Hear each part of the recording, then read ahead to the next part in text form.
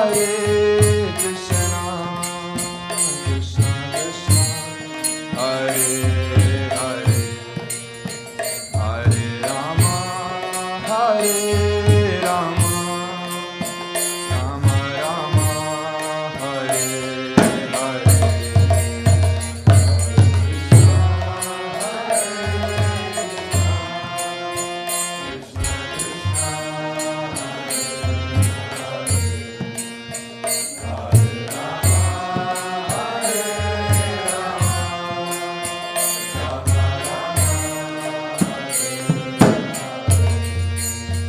Hare Krishna, Hare Krishna, Krishna Krishna,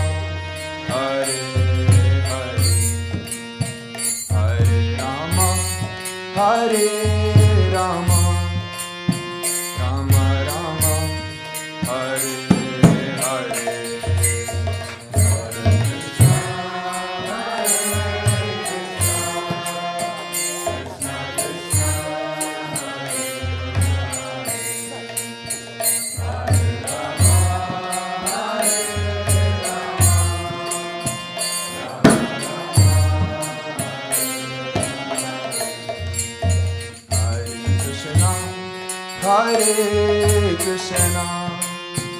Krishna Krishna, Hare Hare, Hare Rama, Hare Rama, Rama Rama, Hare Hare, Hare Krishna,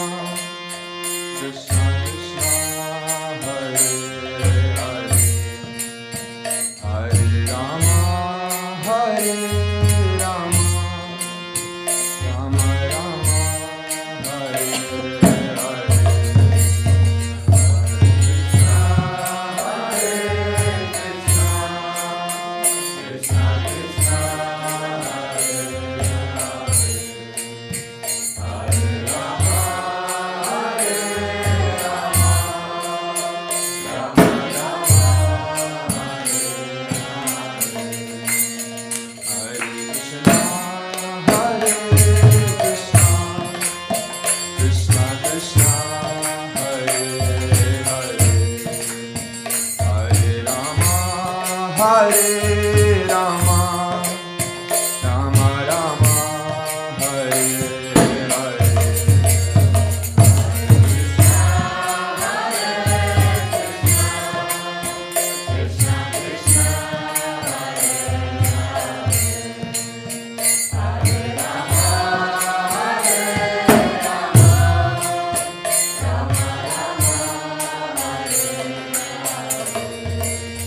Hare Krishna, Hare Krishna, Krishna Krishna, Hare Krishna, Krishna Krishna, Hare Hare, Hare Rama, Hare Rama, Rama Rama, Hare Hare, Hare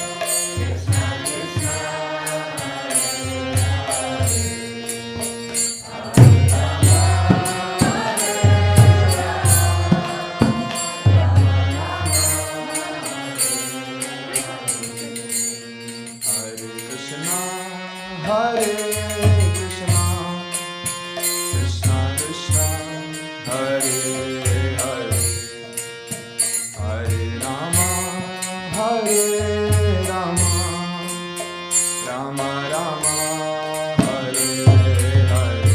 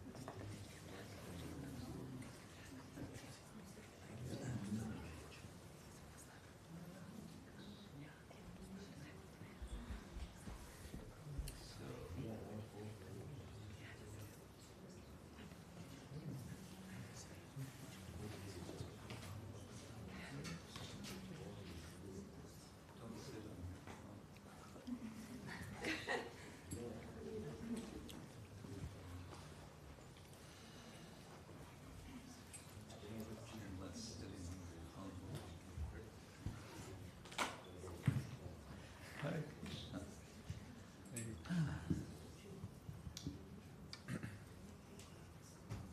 So nice to be here in the city of love.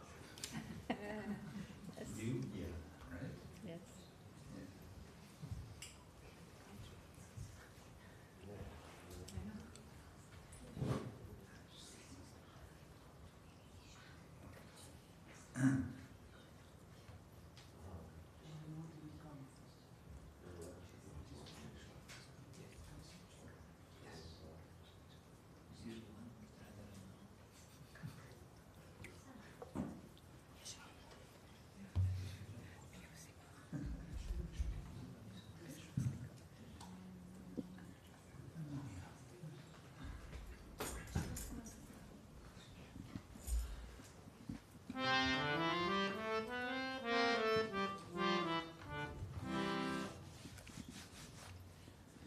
So, time to chant and be happy, right? Even if it's raining all week.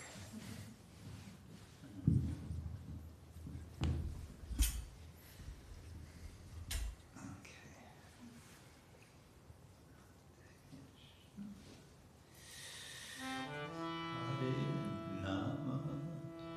Hare Rama, Hare Rama, Hare Krishna, Hare Rama, Hare Rama, Hare Rama,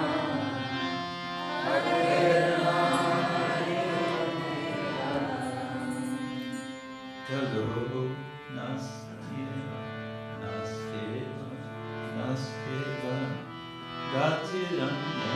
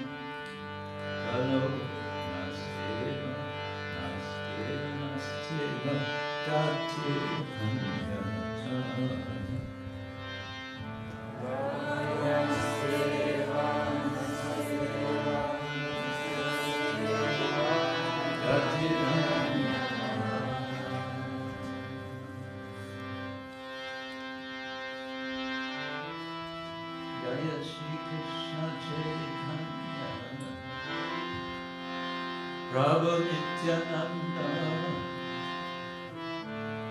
Shri Advaita Gadadhar Srivasadi, Gaura Bhakta Jai Krishna Chaitanya, Prabhu Nityananda,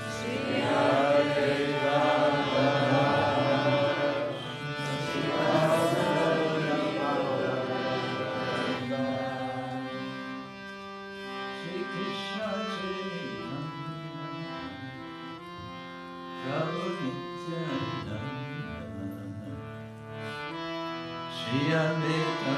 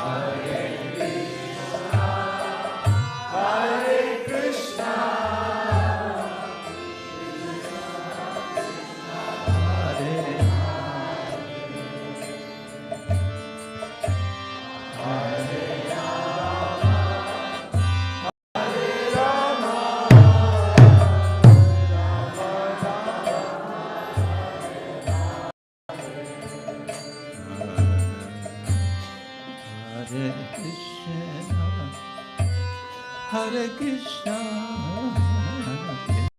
Krishna Hare Hare Rama, Rama Rama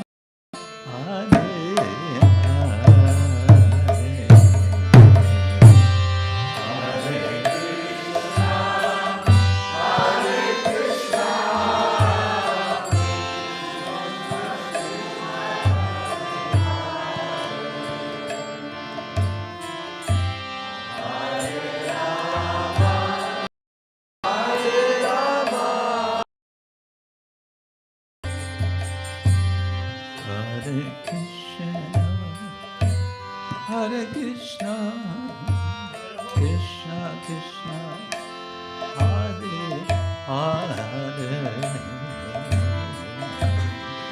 Hare Rama, Hare Rama, Rama Rama, Hare Hare.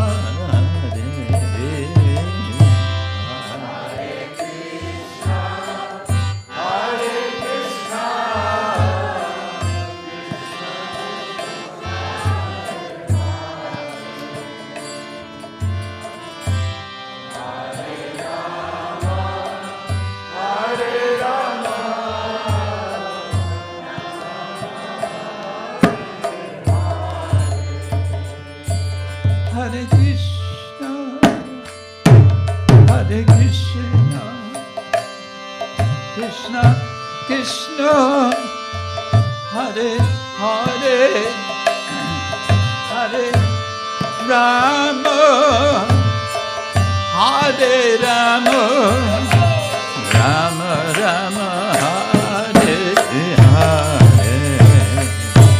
Hare Krishna.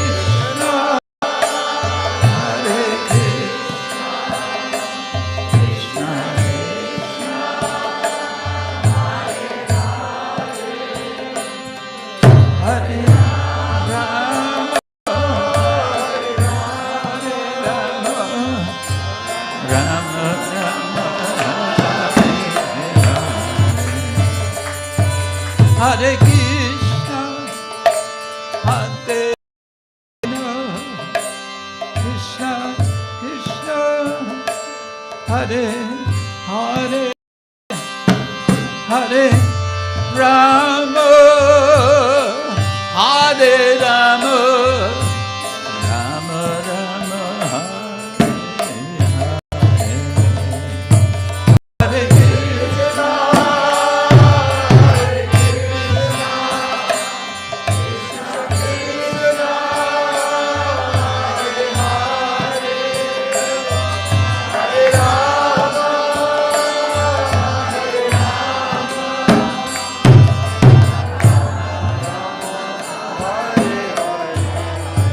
Let's try that again.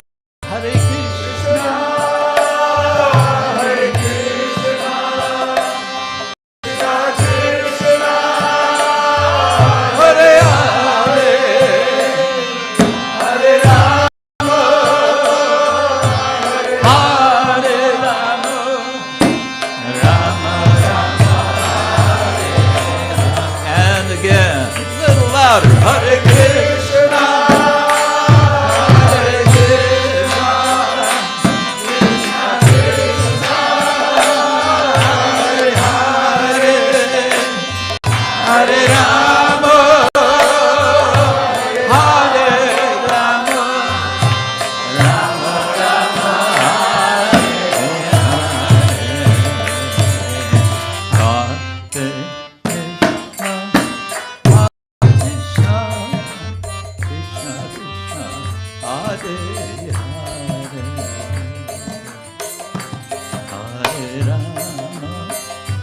Hare Rama, Hare Rama, Rama Rama, Hare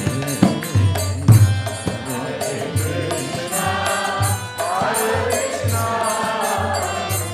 Krishna Krishna, Hare Hare,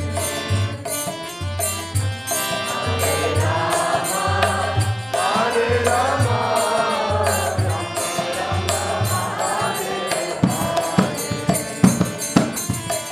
Hare Krishna, Krishna, Krishna Krishna, Hare Hare, Hare Rama, Hare Rama, Rama Rama, Hare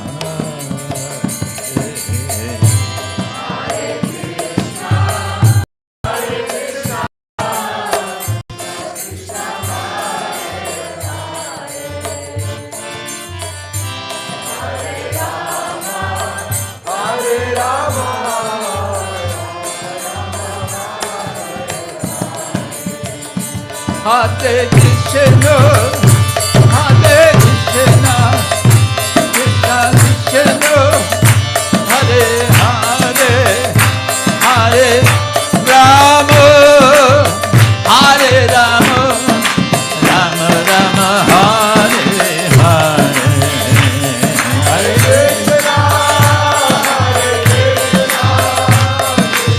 Krishna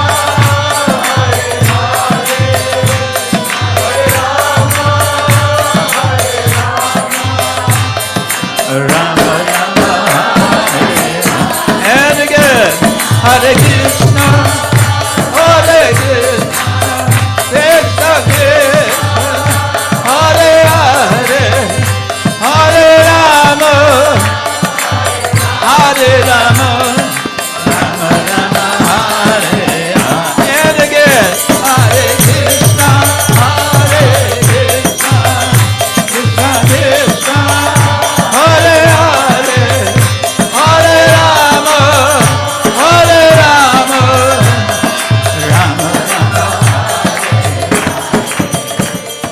Hare Krishna, Hare Krishna, Krishna Krishna, Hare Hare, Hare Rama,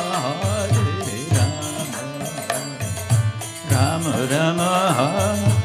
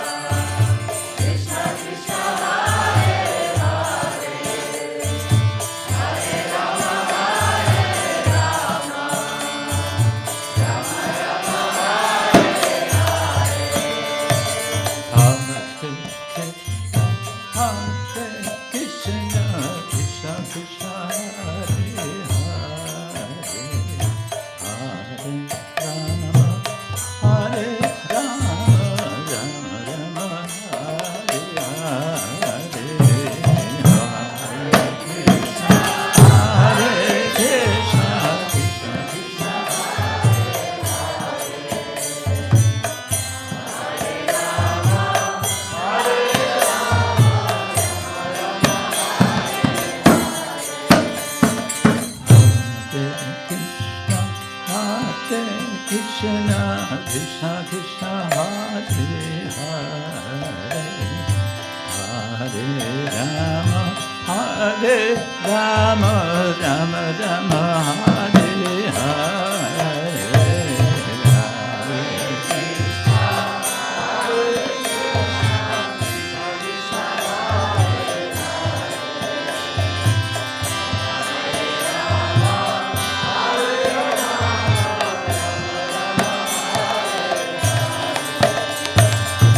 Hare Krishna, Hare Krishna, Krishna Krishna, Hare Hare, Hare Rama, Hare Rama, Rama Rama, Hare Hare,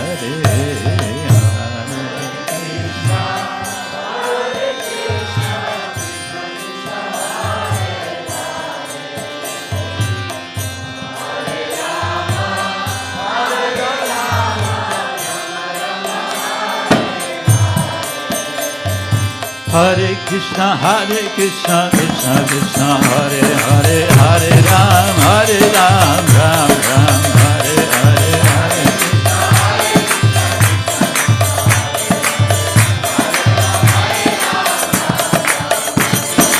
Hare Krishna, Hare Krishna, Krishna Krishna, Hare Hare, Hare Ram, Hare Ram, Ram Ram,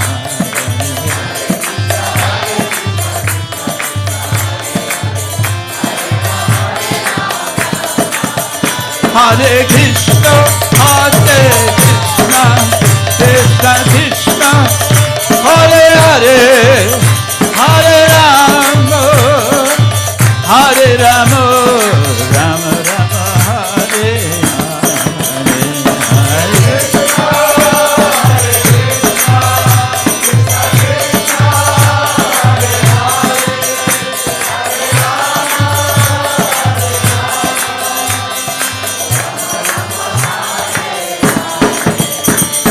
Hare Krishna, Hare Krishna, Krishna Krishna, Hare Hare, Hare Rama, Hare Rama, Hare Krishna, Hare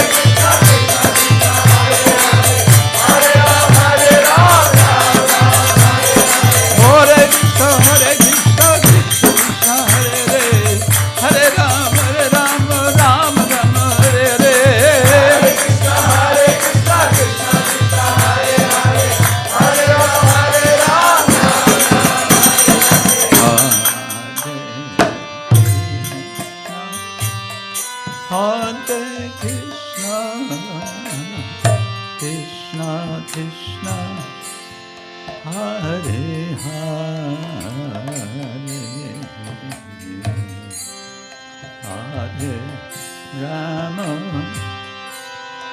Hare Rama, Rama Rama,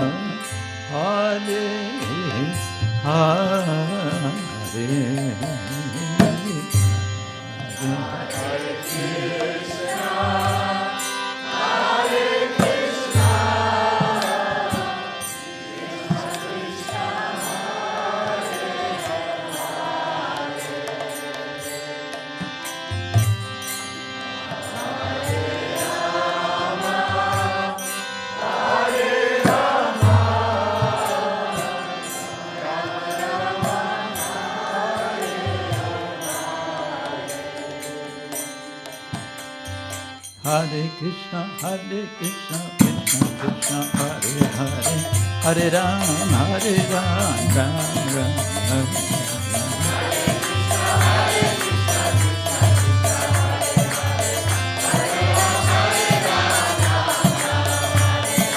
Hare Krishna, Krishna Krishna, Hare Hare, Hare Rama, Hare Rama, Rama Rama, Hare Krishna, Krishna Krishna, Hare Hare, Hare Rama, Rama Rama, Hare Hare, Hare Krishna, Krishna Krishna, Hare Hare, Hare Rama, Hare Krishna, Krishna Krishna, Hare Hare, Hare Rama, Rama Rama, Hare Hare, Hare Krishna, Krishna Krishna, Hare Hare, Hare Rama, Rama Rama, Hare Hare.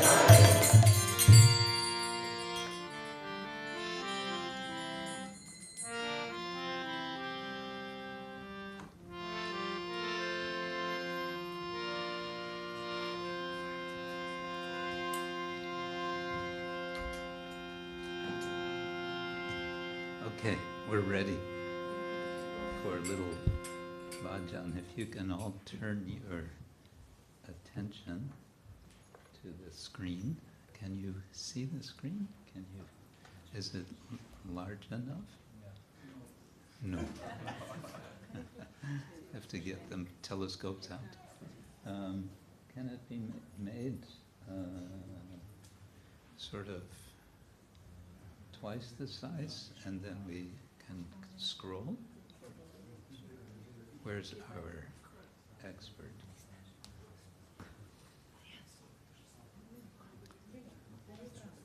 And meanwhile, can we get some water? Bring it. Just now coming.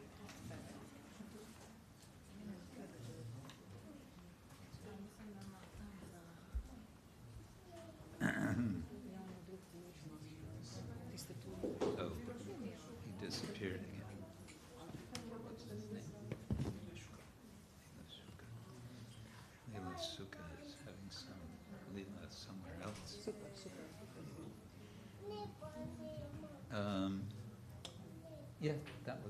good. That's good. Then you can scroll from there.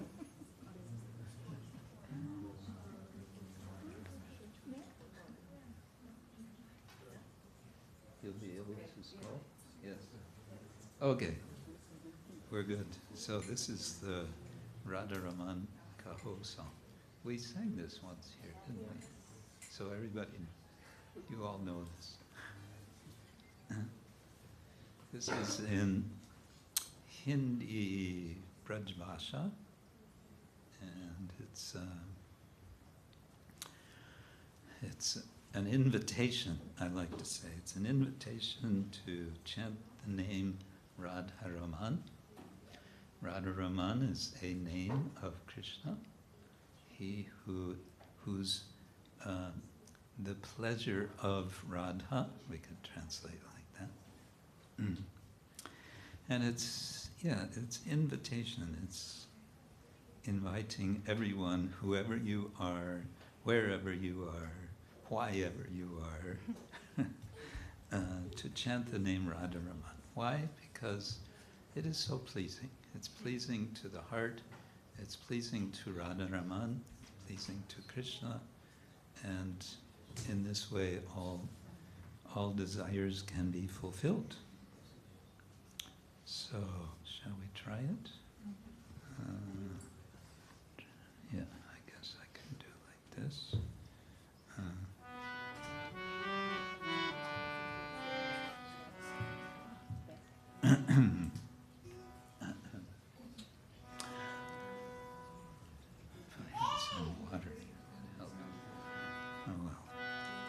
Jisha desha mein, jisha desha mein, pari desha mein raho,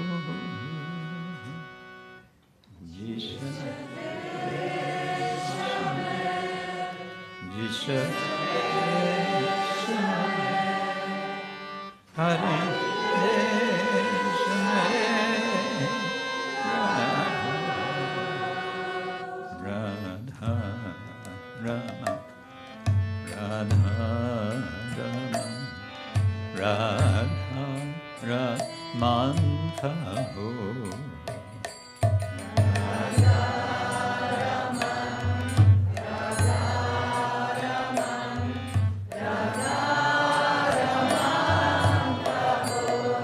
Again, everyone. Radha.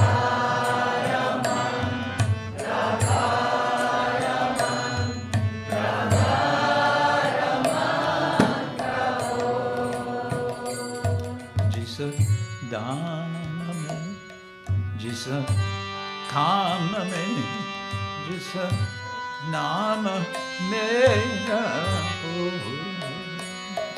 Jisa dana mein, jisa kama mein, jisa nama mera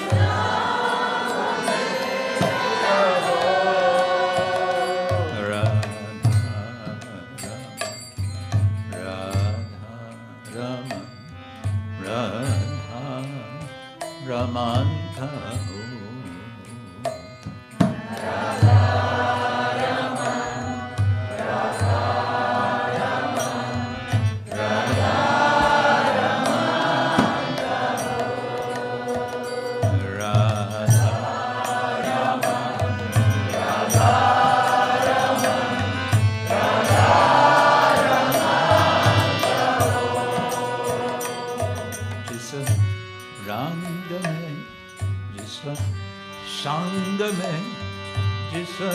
Nand mera ho.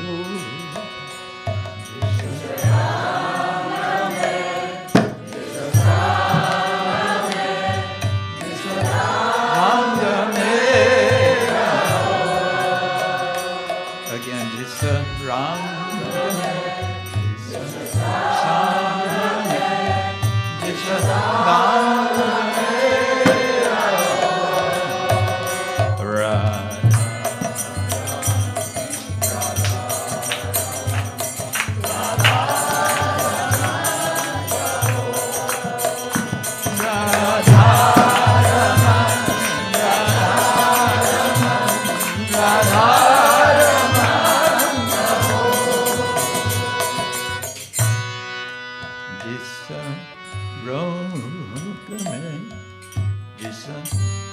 भोग में जिस जोग मेरा हो,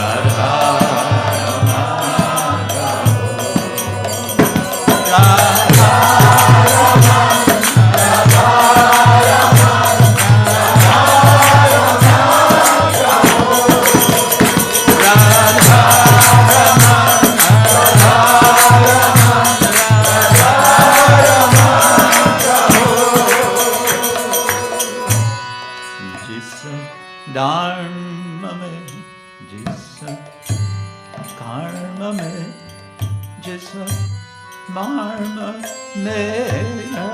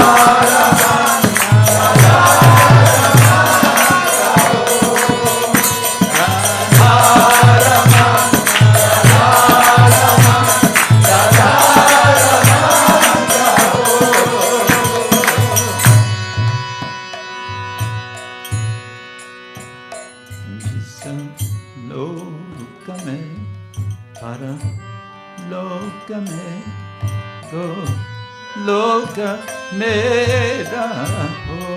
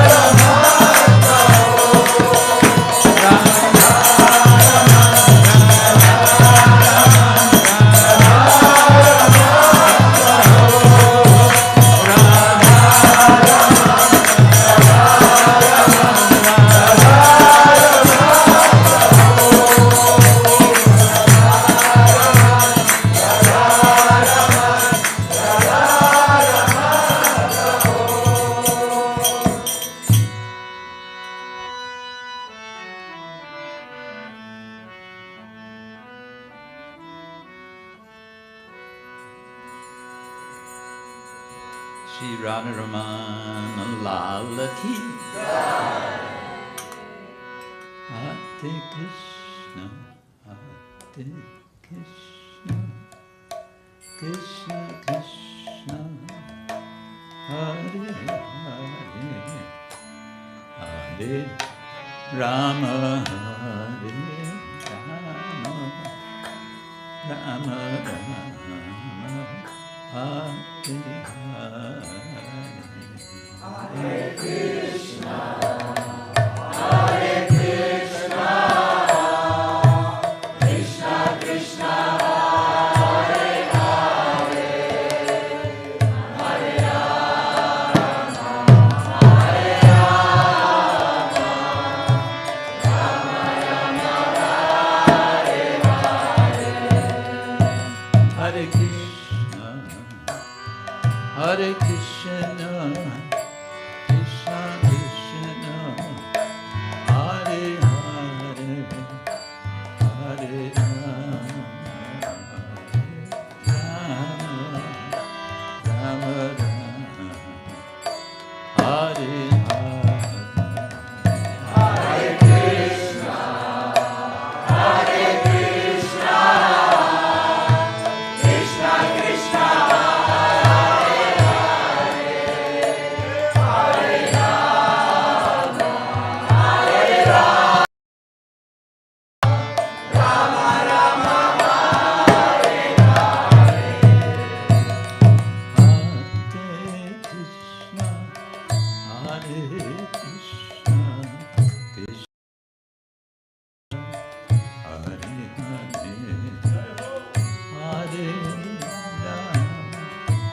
Hare Rama Rama Rama Hare Hare Krishna Hare Krishna Krishna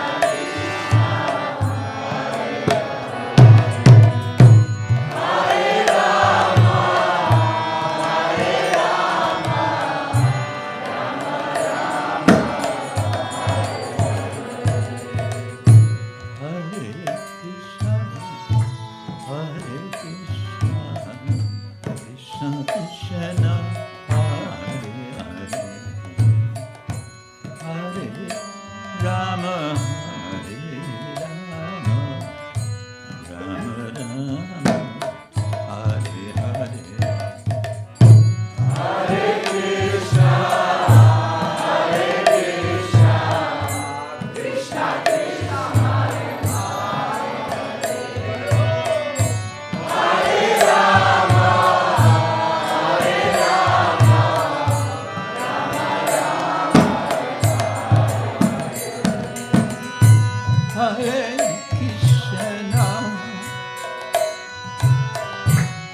Hare Krishna, Krishna Krishna, Hare Hare, Hare Rama, Hare Rama, Rama Rama, Hare Hare, Hare Krishna. Hare Krishna, Krishna Krishna, Hare Rama, Hare Rama,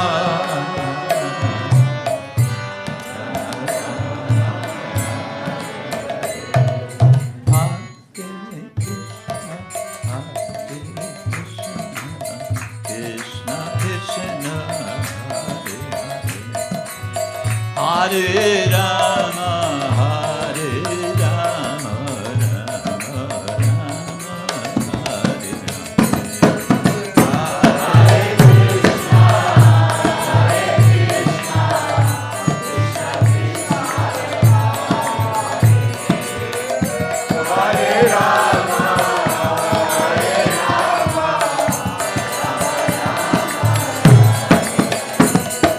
Hare Krishna, Hare Krishna,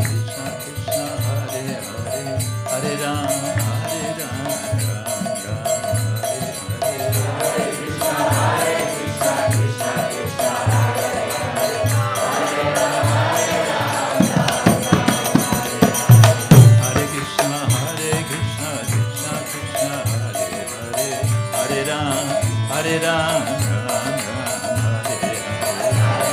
Hare Krishna, Krishna Krishna, Hare Hare, Hare Rama, Hare Krishna, Hare Krishna, Krishna Krishna, Hare Hare, Hare Rama, Rama, Hare Hare. Hare Krishna, Hare Krishna, Krishna Krishna, Hare Hare, Hare Rama, Hare Krishna, Hare Krishna, Krishna Krishna, Hare Hare, Hare Rama, Rama,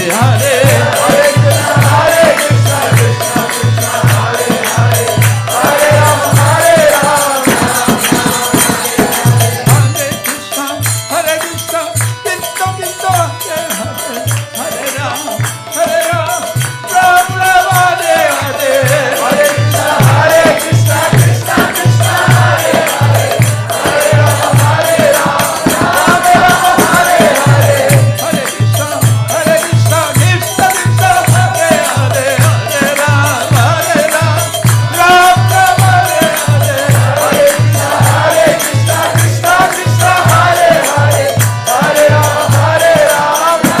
Hare Krishna, Hare Krishna, Krishna Krishna, Hare Hare, Hare Rama, Rama Rama, Hare Hare. Hare Krishna, Hare Krishna, Krishna Krishna, Hare Hare, Hare Rama, Hare Rama, Hare Hare. Hare Krishna, Hare Krishna, Krishna Krishna, Hare Hare, Hare Rama, Rama Rama, Hare Hare. Hare Krishna, Hare Krishna, Krishna Krishna, Hare Hare, Hare Rama, Hare Rama, Rama Rama, Hare Hare. Krishna, Hare Krishna, Krishna Krishna, Hare Hare, Hare Rama, Rama Rama, Hare Hare. Hare Krishna, Hare Krishna, Krishna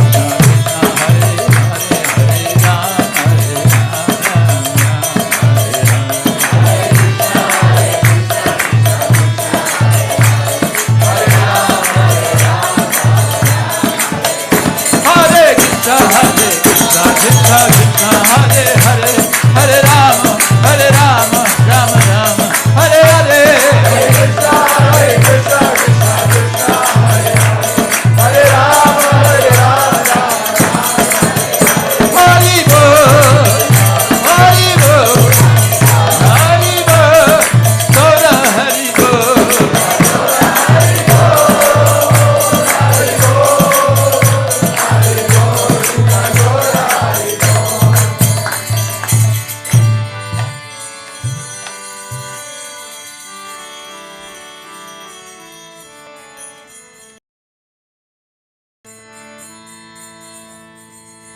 Shri Harinam Sankirtan ki jai, Srila Prabhupada ki jai, Shri Panchatattva ki jai, Ananta Koti Vaishnava Vrinda ki jai, Gaura Premanande.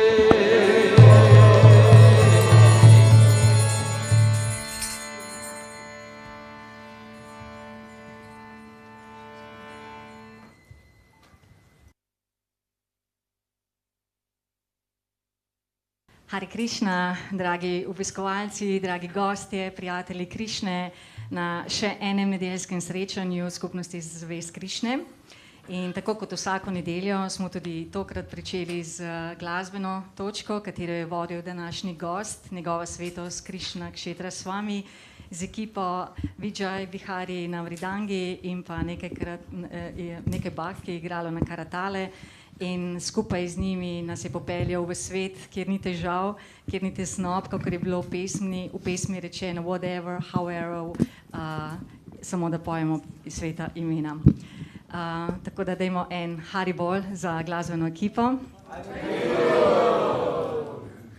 And I would like to invite our guest. I will introduce you a little bit in short. So, še preden bi povedala, preden predstavim današnjega gosta, bi povabila vse tiste, ki ne razumete angleško, ker predavanje bo v angleščini, da vzamete pri Dojal Chandri Prabhuju, ki je ravnokar vstal, in prosite za slušalke, preko katerih lahko poslušate prevod današnjega predavanja. So, our guest today We are honored and blessed to hear the lecture of Srila Prabhupada's disciple, His Holiness Krishna Kshetra Swami. He is an initiating guru, teacher and preacher, traveling worldwide to share Vaishnava wisdom and teachings, inspiring audience everywhere. He's a very prominent Vaishnava scholar with a PhD in Gaudiya Vaishnava theology from Oxford University and has authored many books. Currently, he's working on a book about yoga and animal ethics, focusing on how humans should ethically relate to animals. Through his academic teachings, writings, articles, public presentations, and conferences, he spread knowledge and wisdom of Vaishnava teachings and philosophy.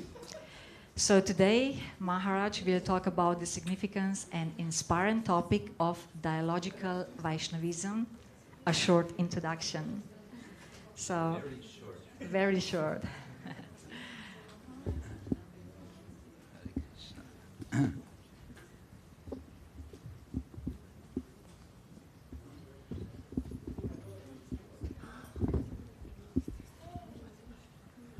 Uh-oh. Wow, it's got roses. That's a fancy garland. You made it. Thank you.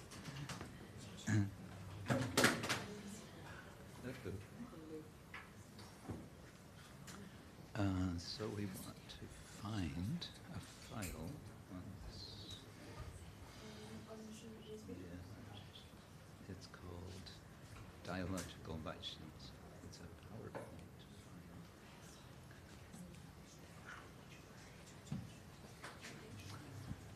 Let's see if it works. Hare Krishna. Okay, let's start with some prayers, shall we?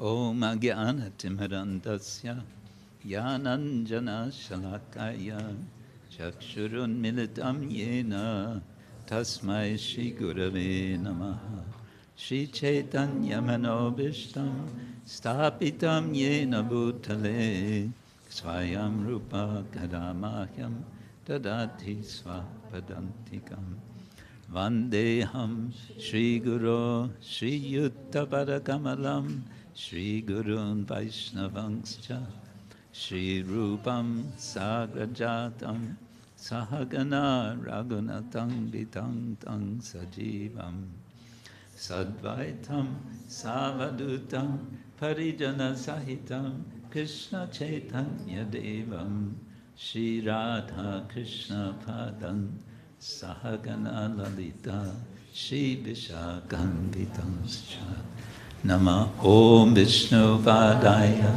Krishna Prestaya Bhutale Srimate Bhakti-vedanta Swami Iti Namine Namaste Saraswati Deve Gauravani Pracharine Nirvishesha Shunyavadi Paschatya Deshatari Vancha Kalpa Tarubhyascha Kripa Sindhubhya Evacha Patitanam Pavanebhyo Vaishnavebhyo Namo Namaha He Krishna Karuna Sindhu Dinabandho Jagatpate Gopesha Gopika Kanta Radha Kanta Namostute Tapta Kanchana Gaurangi Radhe Vrindavaneshwari Vrishabhanu Sudevi Pranamami Haripriya Jai Shri Krishna Chaitanya Prabhu Nityananda Shri Advaita Gadadhar Shri Vasari Gaura Bhaktavinda Hare Krishna Krishna Krishna Hare Hare Hare Rama Rama Rama Hare Hare. Today I want to share with you some thoughts on the subject of what I'm calling Dialogical Vaishnavism. I've presented seminars on this topic in the past, and they go over some days. So what we're doing today is a very short introduction. And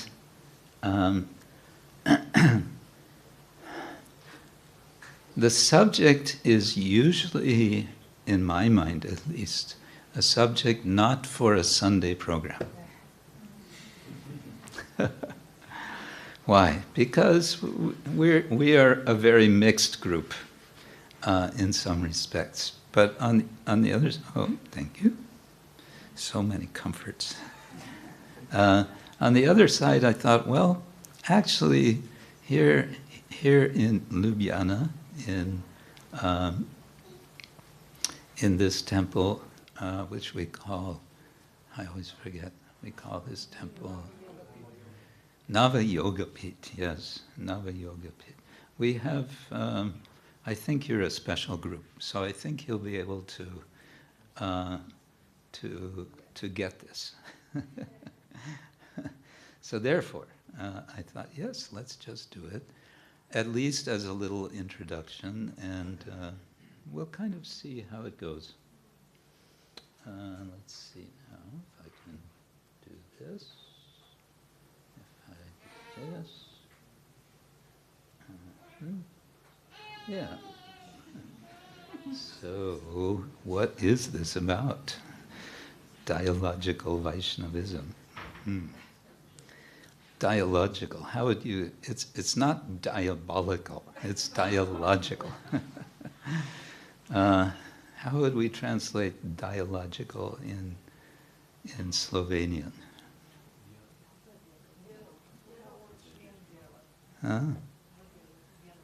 Just dialog. Okay, but it's dialogiski, Vaishnavismo or something, right? Dialoški, okay. All right. It'd be nice if I didn't have to turn my head so much. Maybe I can just do this.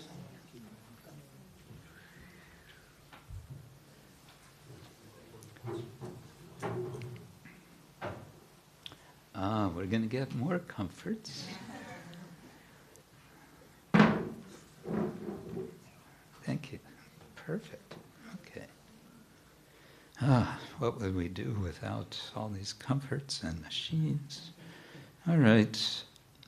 So, dialogical?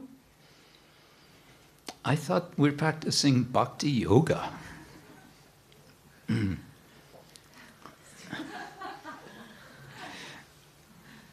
Yeah, so it's just a kind of funny joke. Somebody on the television is telling somebody who's trying to practice yoga, first, clear your mind. Okay, so he's clearing his mind, and he's meditating on his toes, and he's thinking, ooh, I have really ugly toes, actually. So anyway, this is not really what dialogical is about. Dialogical, first let's look at a couple of images. This is a banyan tree. This might be the banyan tree south of Chennai. There's something special about banyan trees, I think. The way they are so multiplex. There's so much in one tree, so to say. And we could, of course, emphasize this point, that although we see this multiplicity,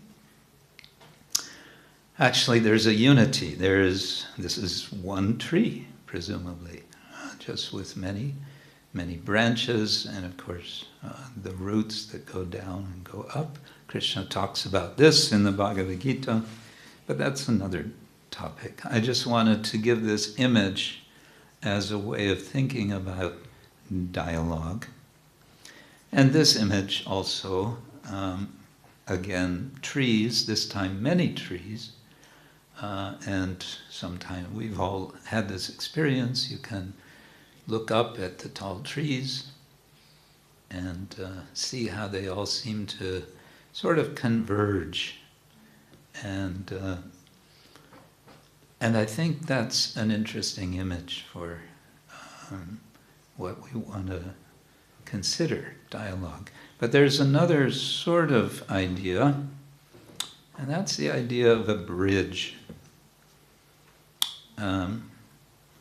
I've crossed this particular bridge a fair number of times in my youth. This is the so-called Golden Gate Bridge that connects San Francisco with San Rafael. But I think it's an interesting photo because of the fog on one end. There's a lot of fog in San Francisco.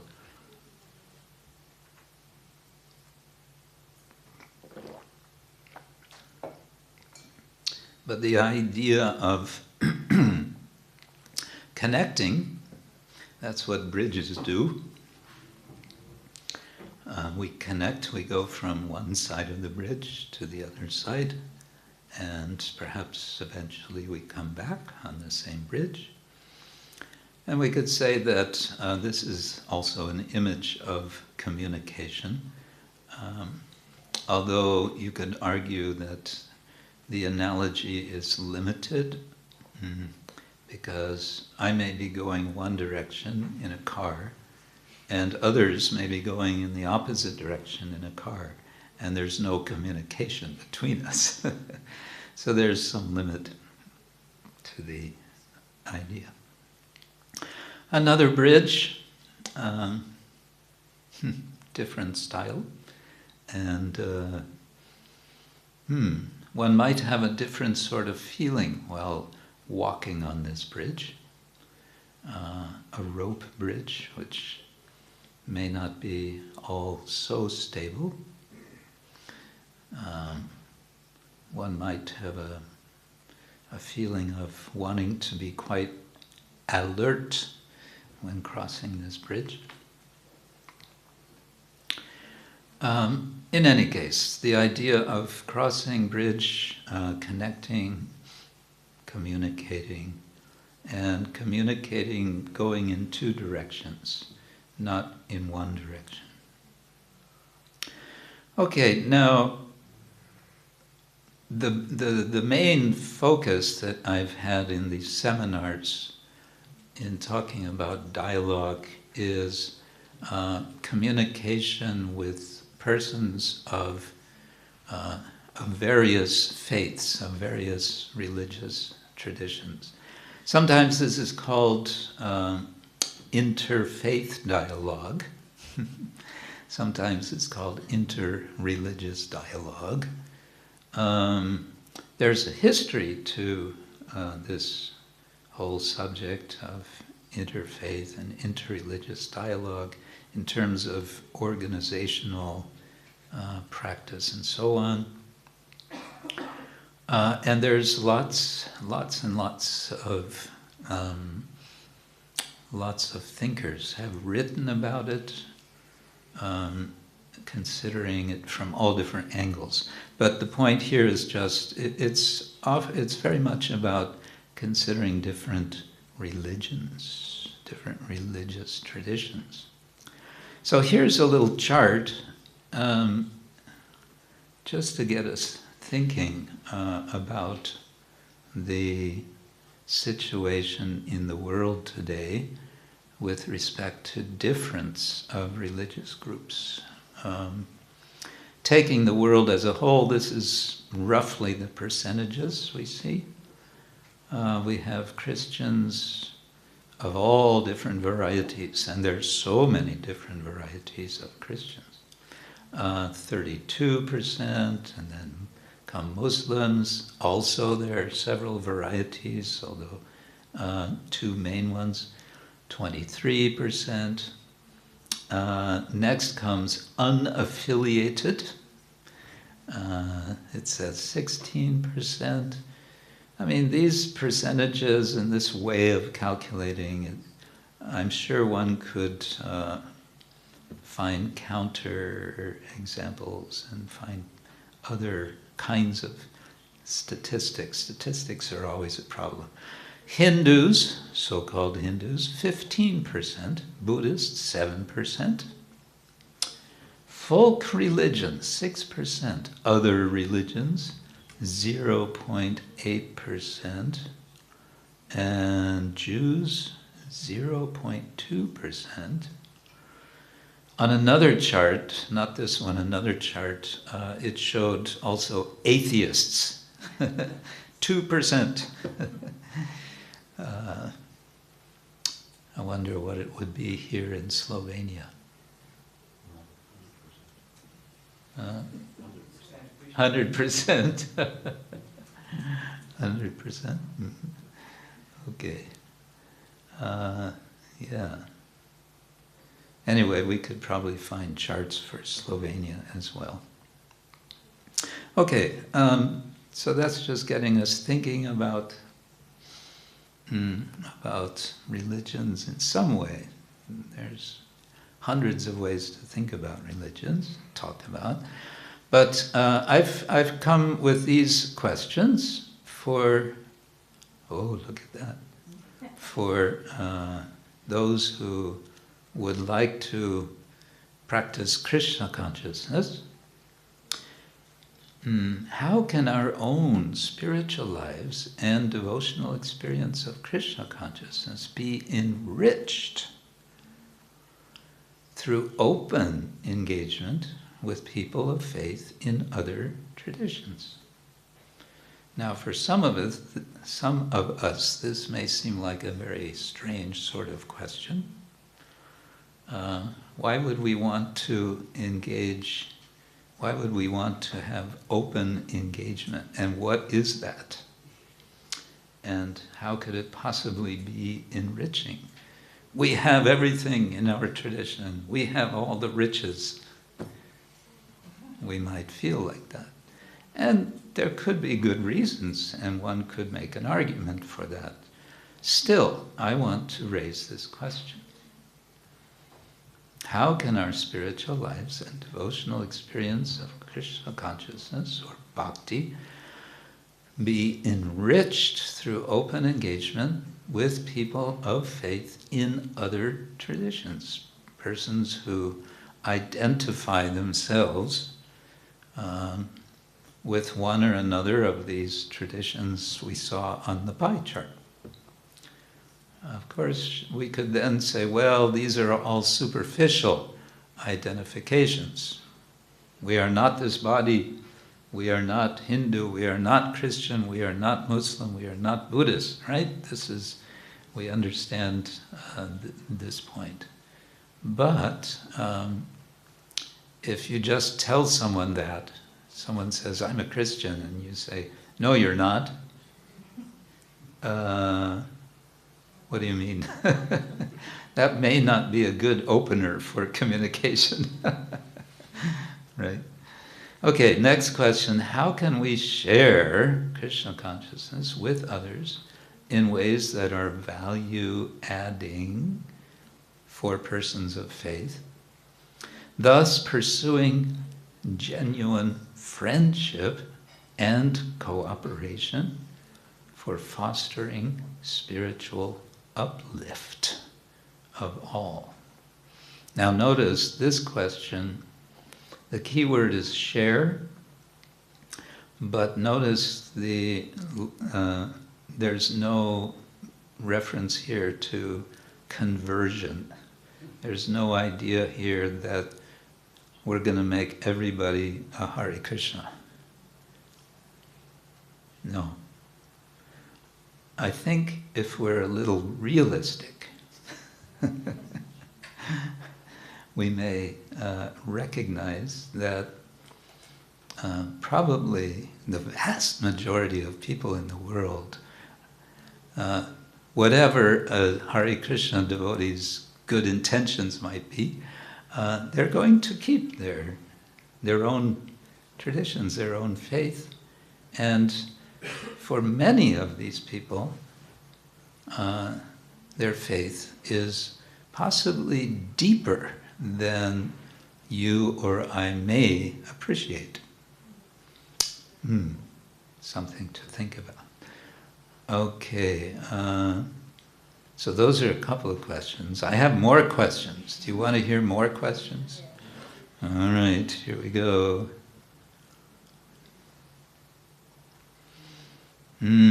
This is a question that I especially feel is important for devotees who identify as Krishna Bhaktas in our particular institution, the International Society for Krishna Consciousness. How can we foster a culture of dialogue in ISKCON?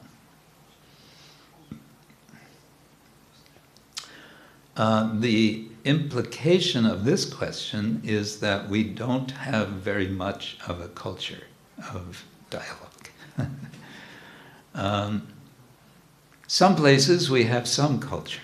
We have some devotees who have been very much engaged in dialogue, formal, informal, in various ways, various levels. Okay, now we might still want to, we may want to get a definition of dialogue.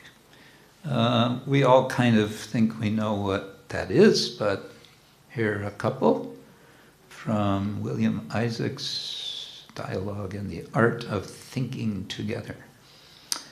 One definition, a conversation in which people think together in relationship. Interesting sort of a definition. Thinking together? What does that mean? Thinking together in relationship. And it's a conversation. He says also, a way of taking the energy of our differences and channeling it towards something that has never been created before.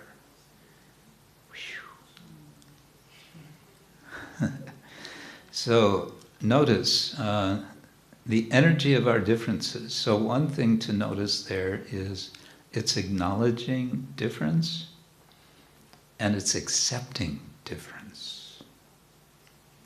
People think differently. Have you noticed?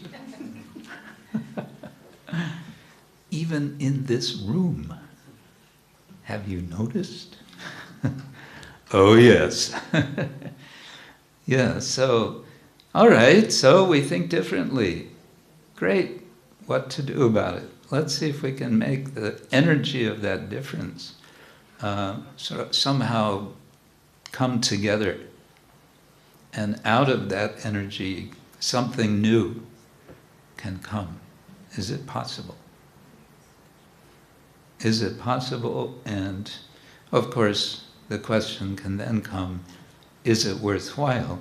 Is it something I want to do or something we want to do? All right, then, what about in our tradition? By our tradition, I mean the Vaishnava tradition. All right, we have a term in Sanskrit, samvada, which can be translated as simply discussion together, or can mean a comprehensive discussion. Like we have the word sankirtana. Kirtana can mean praise, glorification, can also just mean description. And sam can mean together, or it can mean complete. Complete glorification, sankirtan. So samvada. And the Bhagavad Gita, excuse me, each of the chapters of Bhagavad Gita are referred to traditionally as samvada. They're all discussions or conversations between Krishna and Arjuna. In the Bhagavad Gita, we have a famous verse. Matchitta matkata prana bodhayanta parasparam katayantas chamam nityam tushyanticha ramanticha. Here, bodhayanta parasparam is especially interesting. Parasparam means back and forth or with each other. It's kind of a neat Sanskrit word. Kind of sounds like what it means. Parasparam. And bodhayantaha means enlivening. Literally it means awakening. Jeev jago, wake up, wake up. So Krishna in the Bhagavad Gita is suggesting that, he puts it in the context of discussing about him, mat chitta, those whose chit, those whose consciousness is me, those who are absorbed in thoughts of Krishna, matgata prana, whose lives have gone to God, who are dedicated, who are absorbed in God consciousness. Bodhayanta paras. Katayantas chamam nityam. They engage in discussion nityam all the time. And what's the result? Tushyanti. They become very satisfied. They become very satisfied.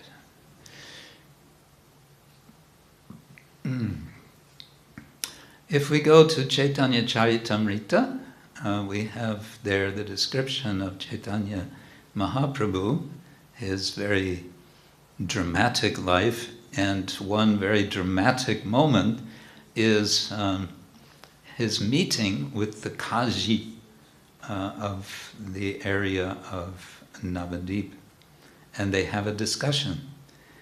The discussion is how Krishnadas Kaviraj describes, not really exactly in the style of what modern interfaith dialogue would look like, but it is a kind of a dialogue. They talk with each other, they listen to each other, and in the end, it's not that the Kazi converts and becomes a Hare Krishna. But what he does do is he says, okay, not only am I going to permit your Sankirtan to go on publicly, but I'm going to order all of my descendants to follow this order, that that Sankirtan will always be permitted. So that's a kind of dialogue. Or, what do you think? No? Then we come to later times. We come to Srila Bhaktivinoda Thakur from the late 19th century, who liked to use this expression, Saragrahi Vaishnava. He envisioned a person who is spiritually advanced in such a way as to appreciate the sara, the essence, the substance, the marma we had in this song. Marma means heart, it can also mean substance or essence. Someone who can appreciate essence or substance wherever it is, with whomever it is. And I think that's also kind of a message of the Radharaman song. Whoever you are, wherever you live, whatever you do, whatever is your dharma, whatever is your karma, whatever is your marma, just chant Radharaman. Grahi is one who can grasp, is able to comprehend. Shri Shri Panchatattva ki jai.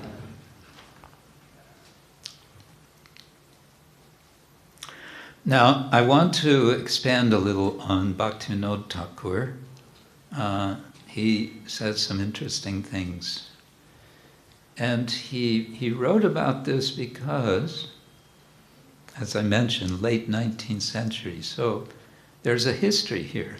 Bhaktivinoda Thakur was very much exposed to a lot of ideas that were coming, especially from the West, in the late 19th century, especially because of the British presence. And there were also quite active preachers of Christianity, mainly Protestants.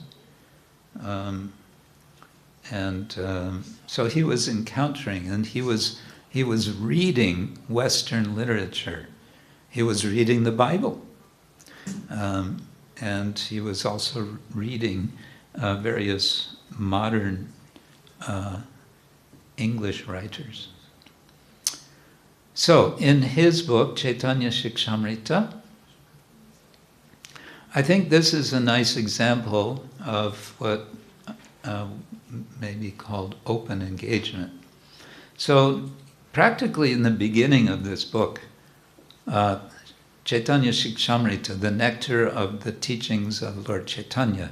So he's starting out his book with a sort of very broad foundation. He says, let's consider religion in a very sort of broad-minded way.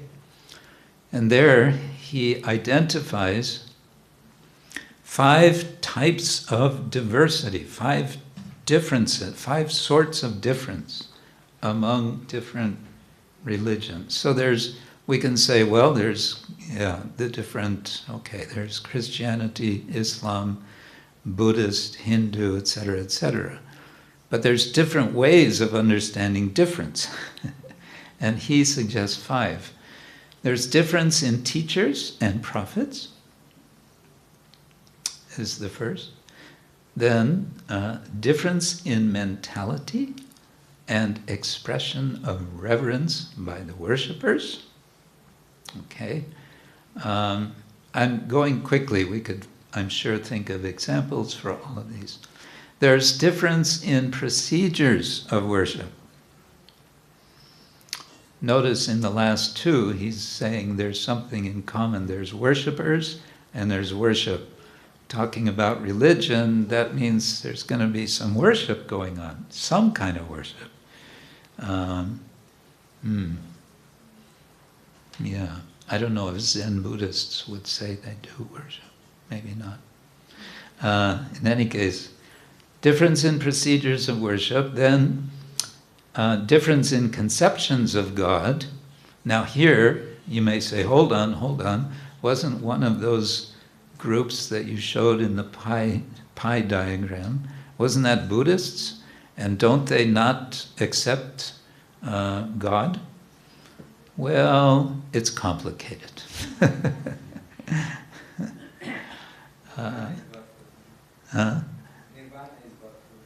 Yeah, there's nirvana, yeah. So that's another discussion.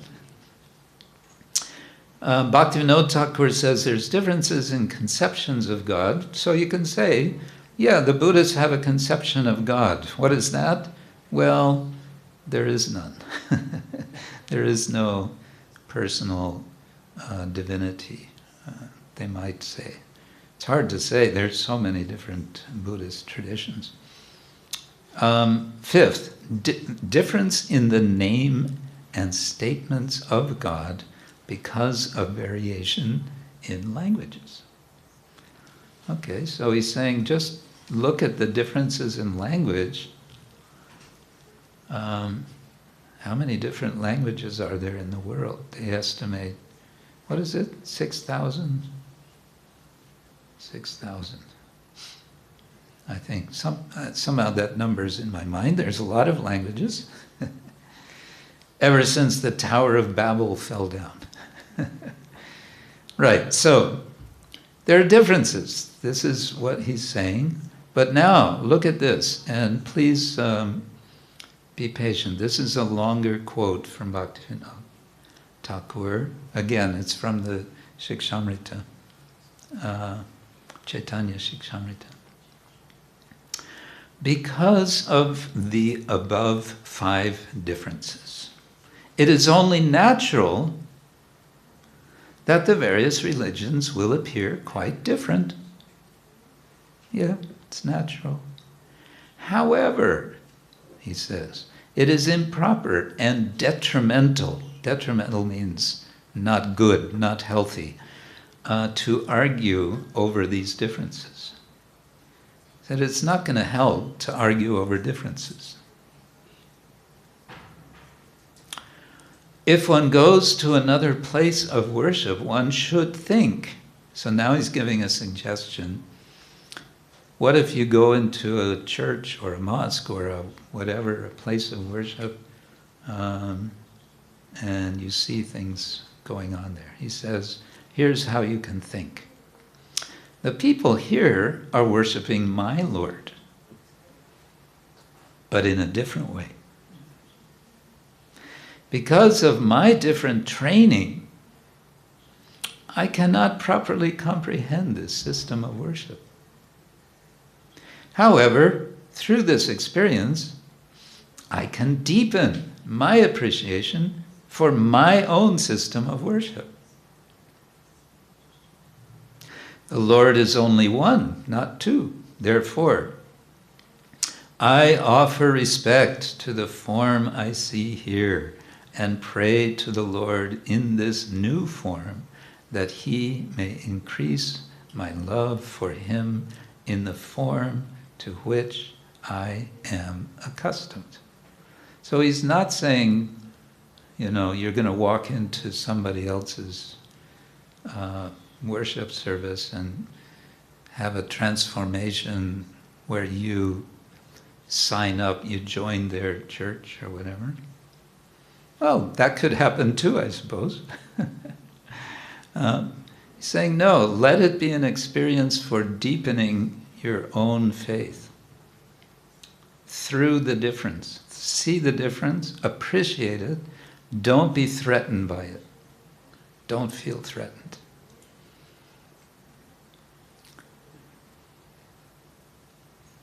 Does that make sense? That's from Bhaktivinoda Thakur. I didn't make it up. Okay.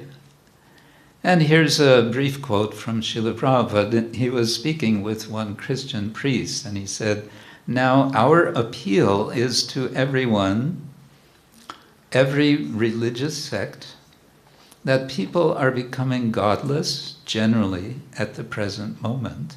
So we should make combined effort to revive their God consciousness. Now, when I hear this, I think, well, that's pretty naive. You know the word naive? It's kind of like foolish, innocent, wishful thinking.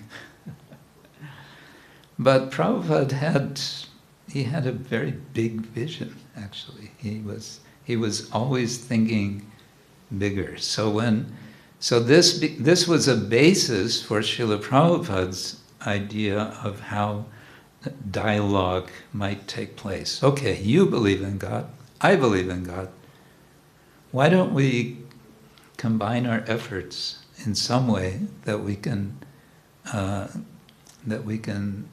bring God consciousness, revive God consciousness in the world? Okay, I just have 2 or 3 more slides.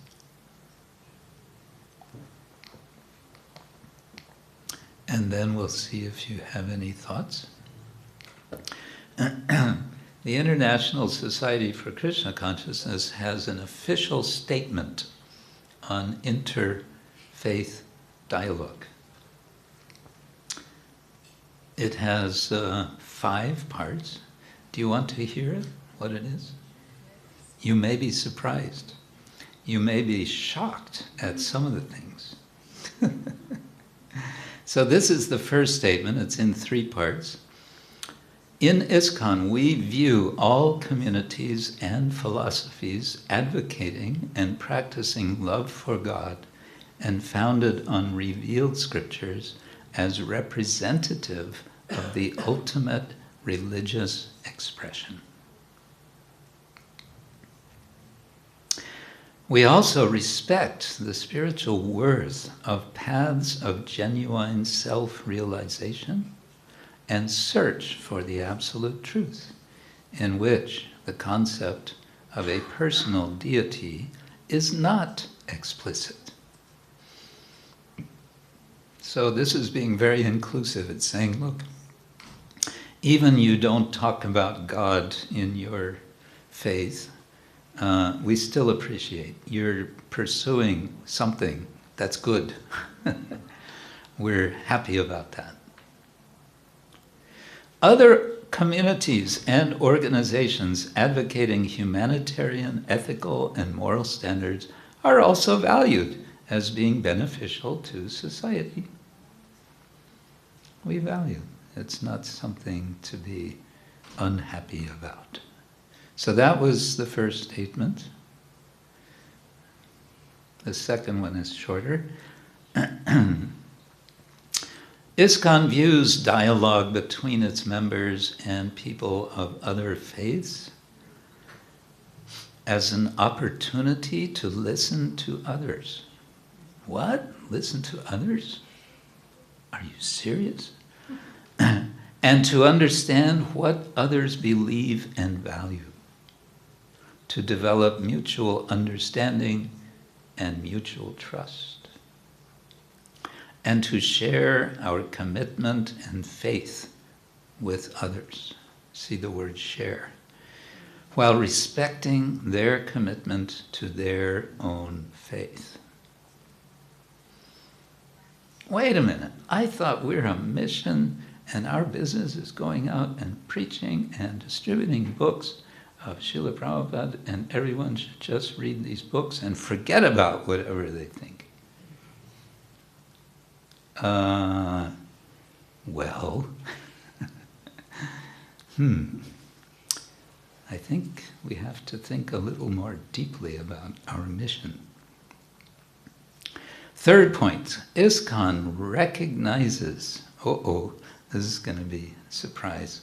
ISKCON recognizes that no one religion can hold a monopoly on the truth, the revelation of God, or our relationship with God.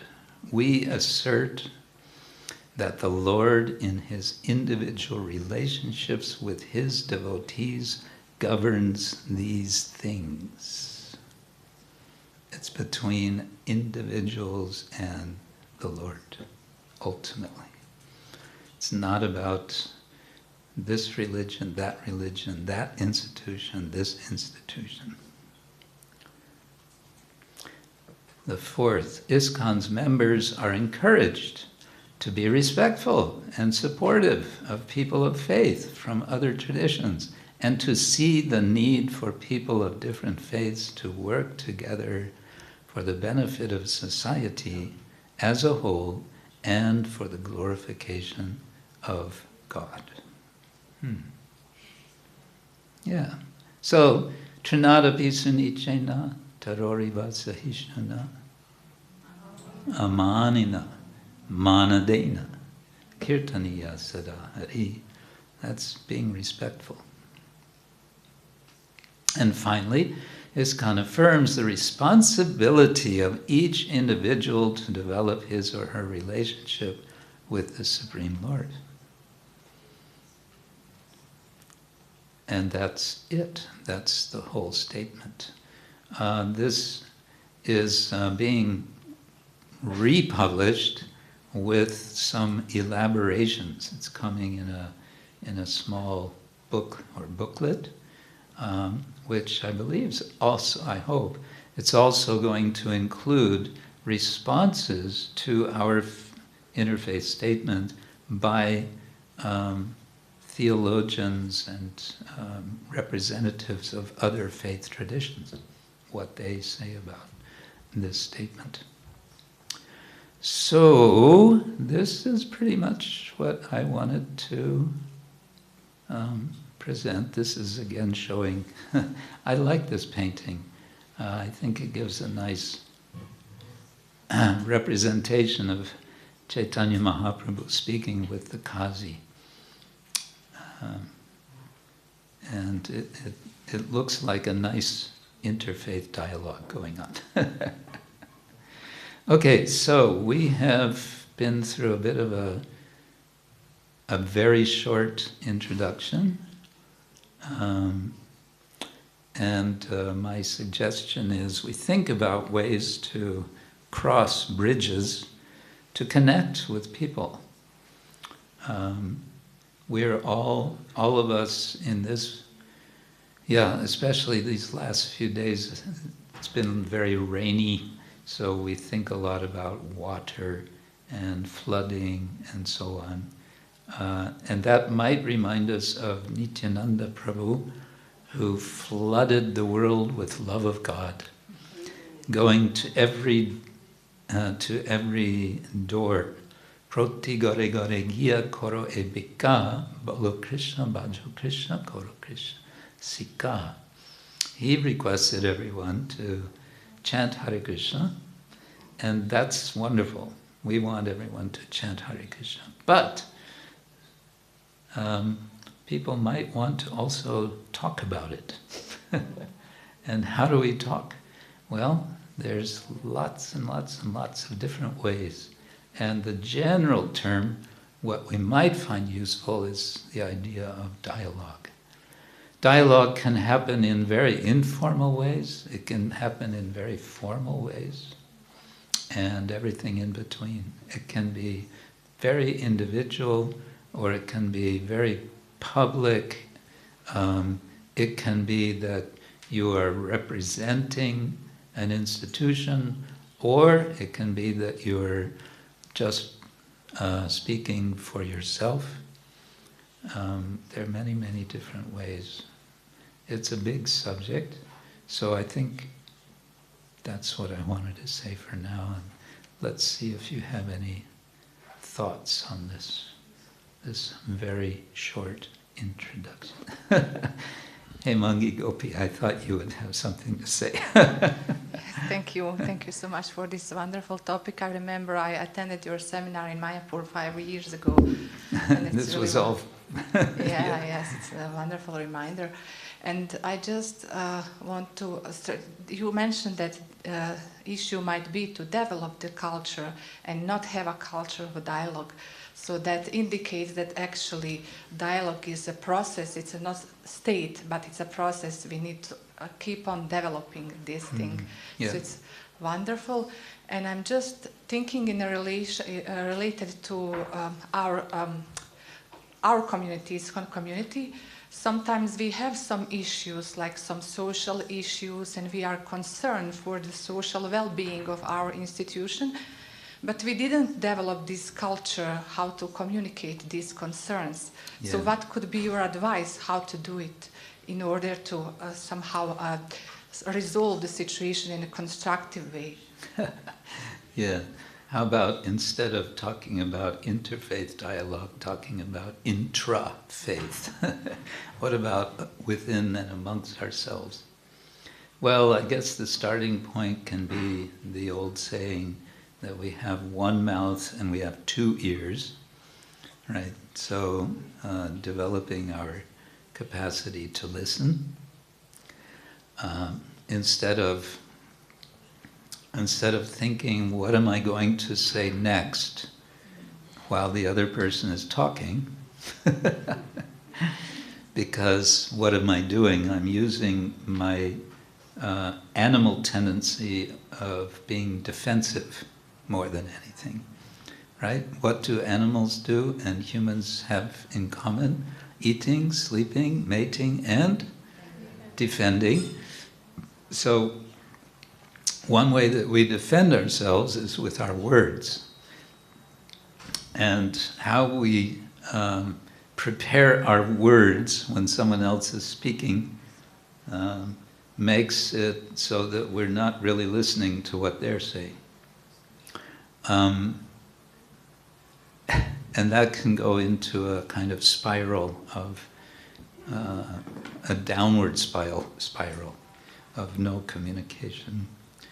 I think a first point is to have enough sense of confidence, not in your particular opinion about something, but rather confidence that the right thing can be the right understanding, or a good understanding, an illuminating understanding is available. It's there somewhere, and I might have part of that, but the person I'm feeling in opposition to might also have part of that. So it comes back to this this nice quote, a way of taking the dialogue as a way of taking the energy of our differences and channeling it towards something that has never been created before. Now that involves some imagination, some creativity, some, as we say, thinking outside the box. And usually the way we build the box when we see there's two opinions is that we assume that there's only two options. And so we bash our heads against each other because there's only these two options. Maybe there's more than two options. Maybe there's a third option. Maybe there's a gray area. And also, maybe there is need for patience. We always want everything to be settled right now. Is it possible that we don't have a conclusion, and that's okay? We're working on it. We're thinking about it. And we are praying because you guessed it, we want to be illuminated by the Lord. And therefore we pray for illumination.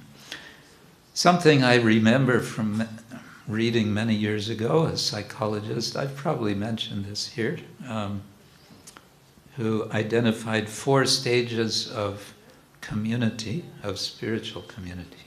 4 stages. First stage, everyone comes together and everyone is smiling and happy and hugging each other, and everything is nice. Second stage, we start to notice the differences. And the differences are not going away. They're getting bigger. And it starts to make for some more maybe awkward conversations, and maybe some even arguments and so on. And it may come to some real tension. This second stage is the stage where a spiritual community, if it doesn't have the faith to go to the third stage, it will collapse. It has to collapse. Why? Because there's so many differences. But if there's faith, at least some faith, then it can go to the third stage. And the third stage is where the members agree to let go and say, we don't know. And he didn't use the term Paramatma, but we can say that's the stage where we open ourselves to Paramatma. And then, if we can get to that stage, then that can bring us to the fourth stage, which is genuine community. So the first stage is superficial community. It's a beginning. It has to start somewhere. But I think it helps just to be aware of that dynamic, that, oh, actually, here we are now. Let's see if we can get beyond stage 2. Yeah. Patience, some patience is needed. Patience and faith. Faith that there is a way of coming to understanding. There can also be, I guess one more point is, can we have, to always hold this question, can we have unity in diversity? Srila Prabhupada famously used that phrase in one letter.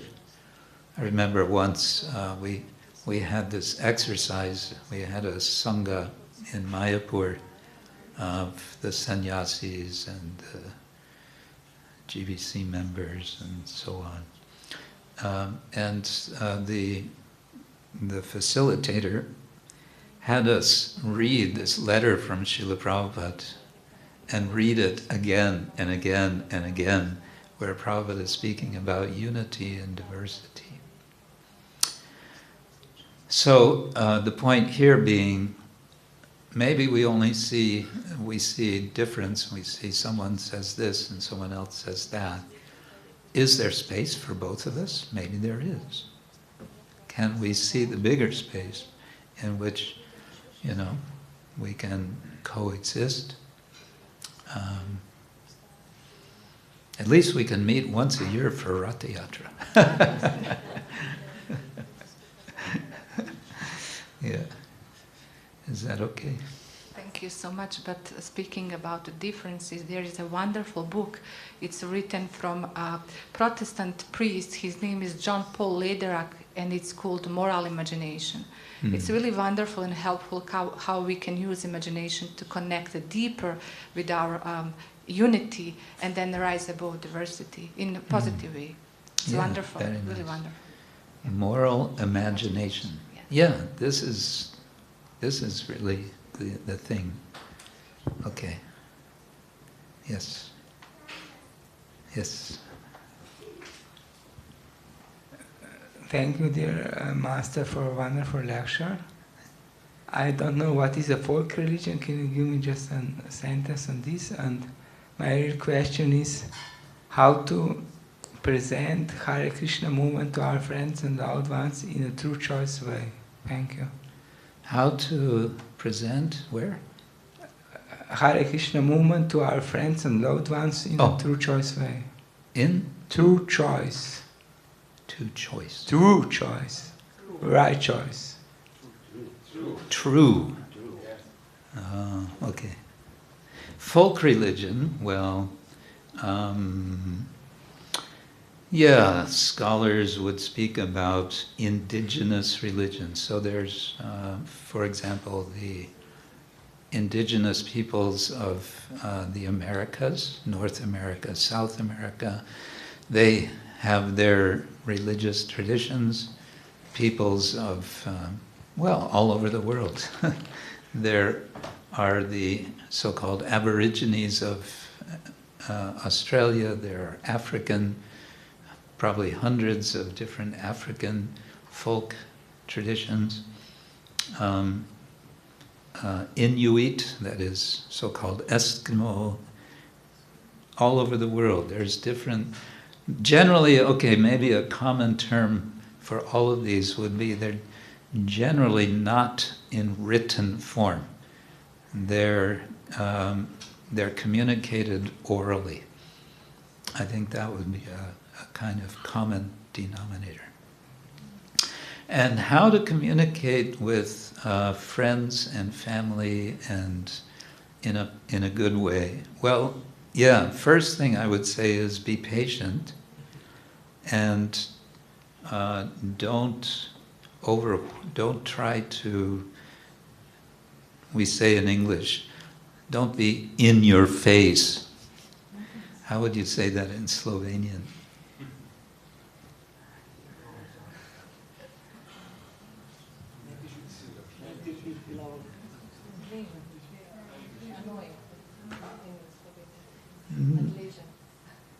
in your face. Literally, it's like somebody comes up and they're talking to you from, this far away, and they're shouting at you.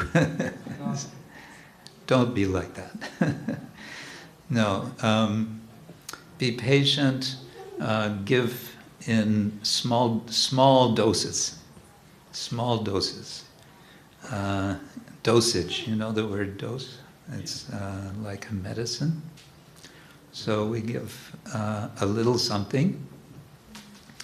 And with humility, in other words, not that now I know everything and you know nothing, because nobody likes to feel that way. But I've just learned something, I've just heard something, I want to share it with you. I'm not sure I understand it myself, but here's how I understand it. You see what I'm saying? So you give it in that way. What else can I say? Give them some prasadam. It's quite magical. So many stories of prasadam, the magic of prasadam. We all have stories of magic of prasadam. Yes? So, is that okay? Thank you so much. Okay. Yes, Dhananjay, Prabhu. I have a question regarding Bhaktivinoda Thakur, because he was the pioneer of today topics, and he wrote and sent the book, first Vaishnava book, to the intellectuals of England. So I'm sure you read that book, and can we learn from this book how he described actually Vaishnavism he started these topics with English. Yeah, Smetana. The question is about Bhaktivinoda Thakur's engagement with the West. Srila Bhaktivinoda Thakur was a very prolific writer. He wrote many books, but actually the book that he sent to the West, the first one, he sent a handful, I guess also one to London, University of London, I'm not sure, but I think he sent one to a famous intellectual in America, Ralph Waldo Emerson. And the book that he sent was a book in Sanskrit. Did Bhaktivinoda actually expect him to be able to read Sanskrit? We don't know, but somehow he made this gesture. And I think he sent one to one university in Montreal. And Radha Govinda's been researching this. He's been digging around about just exactly where these books landed and on. But you're asking about the effect of those books.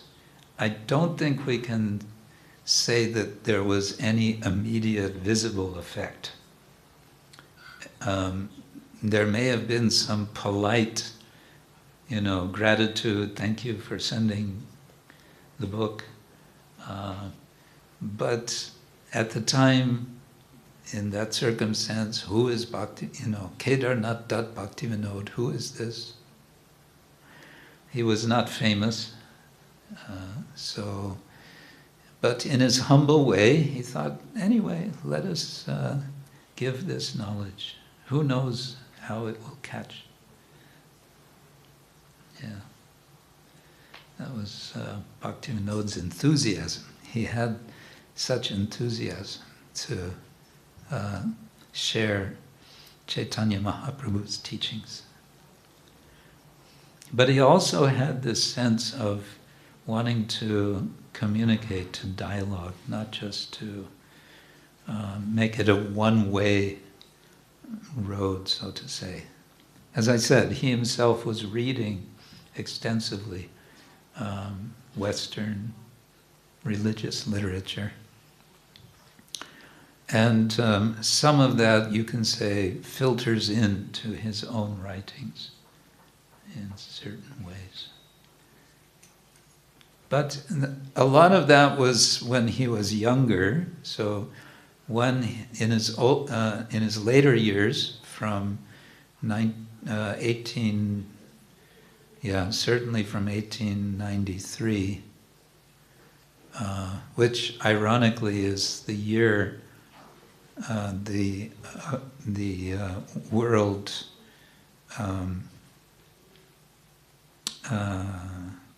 what is it? The World Parliament of Religions in Chicago happened in 1893, which is marked as kind of the beginning of the modern age of formal dialogue, interreligious dialogue. Anyway, in that year, Bhaktivinoda Thakur was organizing his... he was doing two things. He was organizing Namhatta all over Bengal. It's said that he made 500 different Namhatta groups in 3 years. Hare Krishna. And simultaneously he was writing songs. So many of his songs come from that time. His Bengali songs, because he wanted the people who were coming to these Namhatta group meetings, what should they do? They should sing these songs. And these songs are didactic. They're teaching the philosophy, the theology of Krishna Bhakti. Yeah. Bhaktivinoda was also speaking with the so-called Bhadralok. These were the educated Bengalis who could read and speak English. They were educated by English schools and so on. And they were becoming, many of them following the so-called Brahmo Samaj. And the Brahmo Samaj started in the early 19th century, was rejecting the srimad-bhagavatam and rejecting all the Puranas and rejecting deity worship and saying all that matters is the Upanishads. And the Upanishads are all about Brahman. Okay. Bhaktivinoda Thakur was asked by them to join him, to join them, and he said, "Thank you, but no thank you," because he had just received a copy of the Srimad-Bhagavatam and a copy of the Chaitanya Charitamrita. And he was so excited by what he read.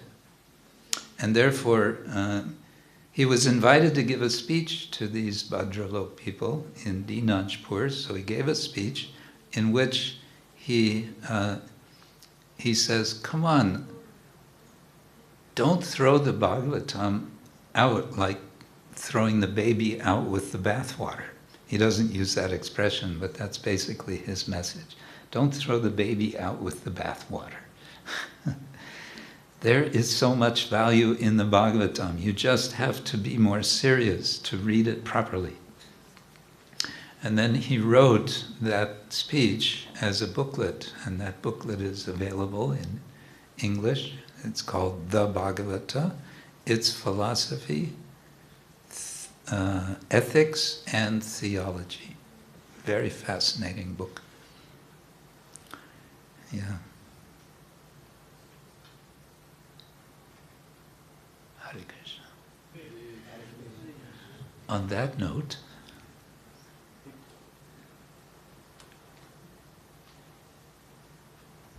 maybe we should end. Someone else has a question? Good.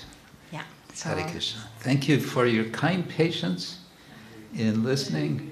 And I'm sorry I'm not speaking Slovenian. That'll be next life. His Holiness Krishna Kshetra Swami ki jai. Thank you so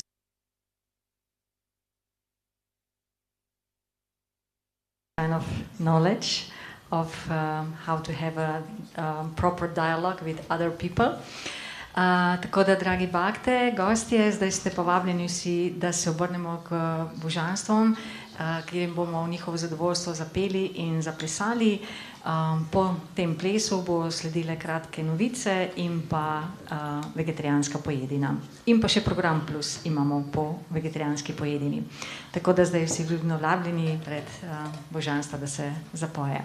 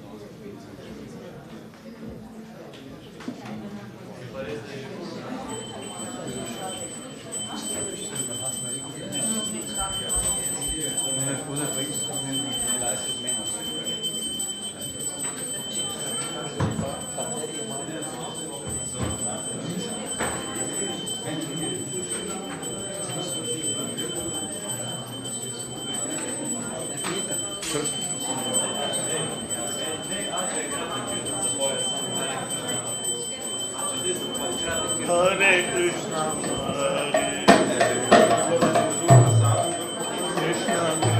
Hare Hare Rama, Hare Rama, Rama Rama, Hare Hare, Hare Krishna, Hare Krishna, Krishna Hare Hare, Hare Rama, Hare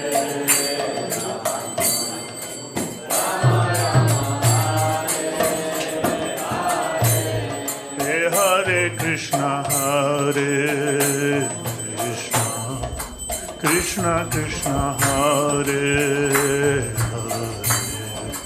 Hare Rama, Hare Rama, Rama Rama, Hare Hare, Hare Krishna, Hare Krishna, Krishna